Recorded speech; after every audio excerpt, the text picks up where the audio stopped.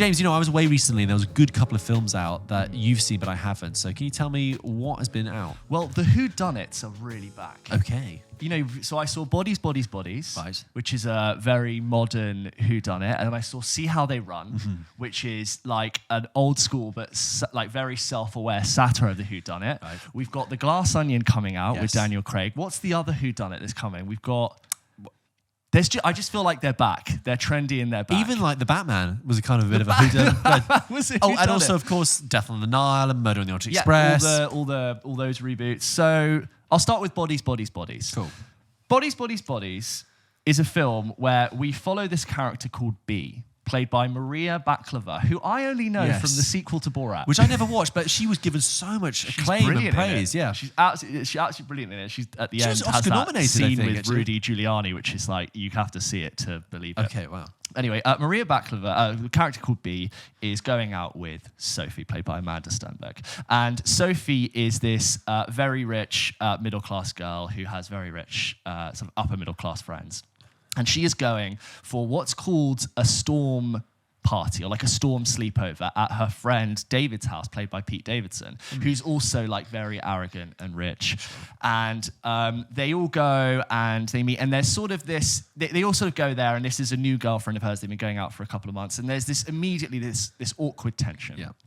And there's people who didn't know certain people were coming. There's this character called Greg, played by Lee Pace, who is dating, they're all sort of in their early 20s, Yeah. who's dating one of their friends, and he's like this weird, almost Russell Brandian style of like cuckoo hippie, very spiritual. And they're all drinking a lot. They start doing cocaine. And one of them suggests that why don't we play the game Bodies, Bodies, Bodies? It's kind of like an American version of Murderers in the Dark. Have you ever played that? No. And the way you play Bodies, Bodies, Bodies is everyone gets a piece of paper, and one of them has a red X on that piece of paper. And if you get the red X, you're the murderer. And what happens is they turn all the lights off, they run around the house, and the murderer is meant to tap someone on the shoulder, and that person is then murdered. They're meant to fall to the ground, and then when they discover the body, everyone yells, "Bodies, bodies, bodies!" And then you have to figure out who the murderer is. Right. And one of the girls says, "Oh, can we not do this?" Everyone always ends up getting upset, and something goes wrong, and we cry. Yeah. And of course, what happens in this film is they play a couple of rounds, and after a couple of rounds, someone who was meant to get killed is murdered. Wow. And they start, getting picked off, and it's this modern day whodunit.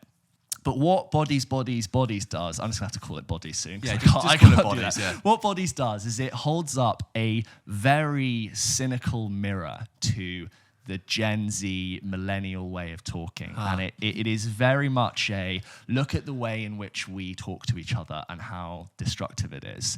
And what I think is clever about Bodies is that how this film opens is with the tapping of the phone tech. So that. Yeah.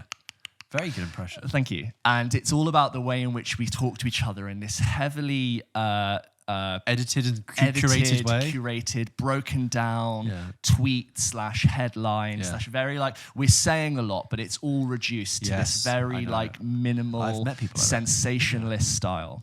And one of the things I think you always have to address in very modern films that deal with like a threat is how do you kill the smartphone? Yes. Because the smartphone is such a problem solver for so many modern problems. Yeah. And of course you have this storm which takes out takes out not just the cell service but the electricity. But what it does is that it forces these people who are so used to interacting with each other online that now they're not distracted from their phones. They're forced to actually look up at each other, engage, and deal with a lot of very normal problems in this very modern way. Brilliant. So the story, happens, and there's lots which I don't want to spoil because the whole part of this is like what happens and who does it.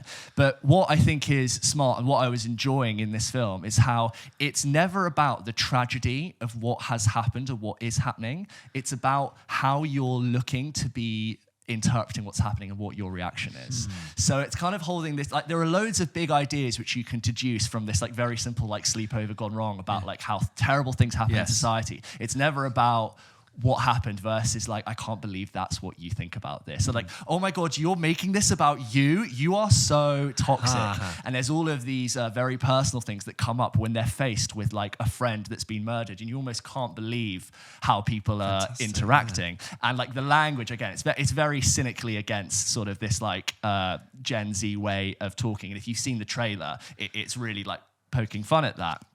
The film whips along. It's an hour 40, hour 30 minutes, Brilliant. but it has the pacing and the structure almost of a short.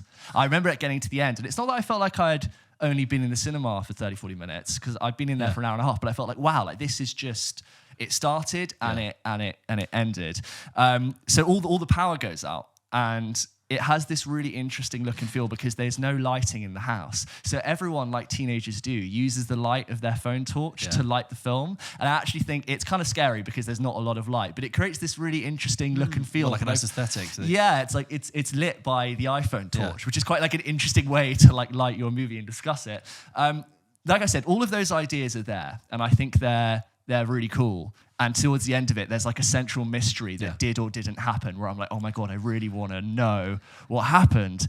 And I thought the ending fell really flat. Like the very last part of it, I thought, oh, you were doing something really different and interesting, and you're twisting like the murder mystery / who's behind it all. And you sort of either like decided not to follow through on your original plan, and you kind of just left me on a bit of a bum note. So I was really enjoying myself, and I got to the very end and I was like, okay. It's a shame they couldn't get that killer twist. Yeah, and I think Pete Davidson is really good in it, and I just like Lee Pace is this really odd presence. Yeah, it's funny you mention him because I haven't seen Bodies. You've definitely sold it to me, even though I was going to go anyway, but I'm really excited to see it now. The cast list is what also intrigued me. Yeah. So I like Lee Pace. You know, I've talked to you many times before about that show that no one watched that I did called *Halt and Catch Fire*. Yes. Right? He was the lead in that, and he was fantastic. And I was always like, oh, Lee Pace. And you know, he was in like the Hobbit films and Guardians of the Galaxy. But I was like, you know, when's Lee Pace going to come through and do something else now? So great that he's in this, and also not like a very serious, you know, slightly different role. Pete Davidson is one of those actors and one of those screen presences that I'm surprised I don't find annoying. Yes, unless he's deliberately playing it annoying. But like, you know, King of Staten Island and who he is. I look at plays purposely annoying characters, but it's not. But it's not. Grating. Exactly. I'm amazed that I don't find Pete Davidson annoying. I find him quite charming and quite funny in his own like relaxed kind of cool way. Yeah. So I'm all interested in that. And sorry, one other person in it as well. There's an actress in it called Rachel Sennott, I think. Yes, or plays a character called Alice, who's also very good in it. Yes, she was in this film that came out last year called Shiver Baby, which is about 79 minutes long. Okay. Like that's a really whip film. Again, that's an A24 film, which is, I think this is too as well. Whereas A24 are just, you know, the indie kings. And Shiver Baby is a really interesting like bottleneck film, which is basically all set at this Shiver very Jewish, only Jewish environment in New York, and it's this claustrophobic environment in which, you know, she's got secrets. People think she's studying something, but she's not. She's actually been sleeping with someone who sort of maybe turns up, and then the music's like. And do you know who's in it also who's very good? I know this is a massive tangent. In Shiver Baby is Diane Agron from Glee. Do you remember she played Quinn? Yes, Quinn yes, okay, yeah. She turns up in Shiver Baby and she is really good in it. Oh, cool. Anyway, that was a nice, interesting film. And then so I seen this film that she's in this as well. And I was like, great.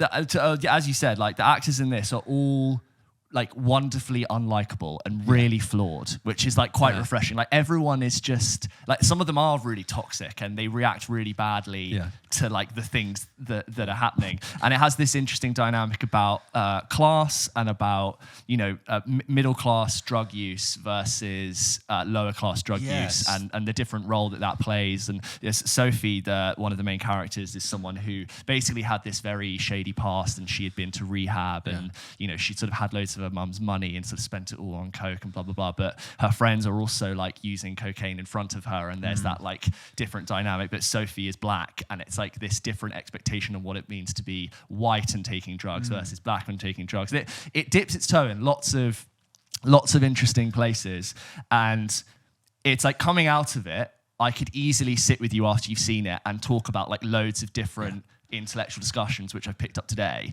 But I feel like because the ending never really comes to address any of that. It slightly invalidates a lot of its message. I love the way in which it's holding the mirror, but the ending to me just felt a little bit. I guess there's not that much to read into it, but what I enjoyed in the middle was really great. In a kind of roundabout way, it makes me very sympathetic to filmmakers because it's like you can put everything together and but it's such a tightrope walk because if you don't get that last bit, that ending, the thing that people are going to walk out of the cinema with, they're going to ultimately feel like they've come out of the spending 90 minutes of their life with lots of baggage instead of one conceivable idea. And it doesn't throw it in your face, but like those things. But I'd say it's a great sleepover film because it is like if you are young and you want a film to watch with like a bunch of friends with a few drinks, like that's right up your street and it's good. I'll go watch it and we can do a bit more of a discussion. Yeah, that'd be fun to just dissect the ending a bit. And I'd love to hear other people's impressions on the film as well. Because I think I remember I went to buy the ticket.